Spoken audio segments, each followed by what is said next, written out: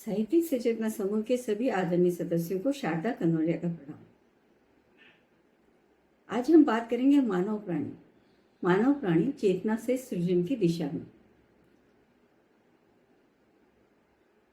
सृष्टि के विराट संसार में अनगिनत जीवधाराएं विचरण करती हैं, परंतु मनुष्य ही वह प्राणी है जिसे प्रकृति ने विचार, संवेदना और आत्मचेतना का अनुभव उपहार दिया है।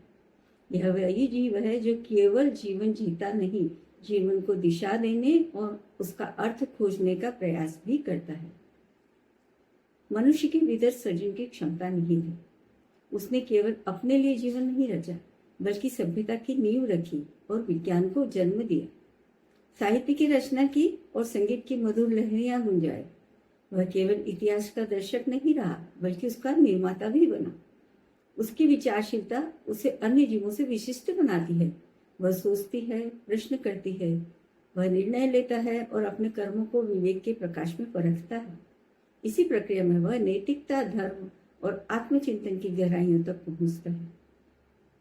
मानव का हृदय भावनाओं से परिपूर्ण है। प्रेम, दया, करुणा और सहानुभूति उसमें सहज रूप से विद्यमान है। वह न केवल अपने बल्कि दूसरों के दुख सुख को भी अनुभव कर सकता है और सहायता के लिए हाथ भी बढ़ा सकता है। यह संवेदनशीलता ही उसकी मानवीयता का आधार है। इसी के साथ वह आध्यात्मिक जिज्ञासा भी रखता है। उसके लिए जीवन केवल जन्म और मृत्यु के बीच की दूरी नहीं है, बल्कि एक आत्मिक यात्रा है, जहां वह आत्मा और परमात्मा के संबंध को जानने और उनके एकत्व की अनुभूति करने की ओर अग्रसर होता है।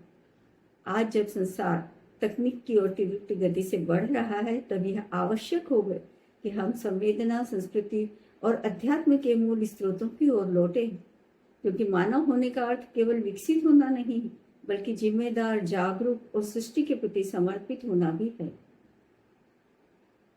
धन्यवाद। अगर आपको मेरा वीडियो पसंद आया हो, लाइक, शेयर, सब्सक्राइब करना ना भूलें।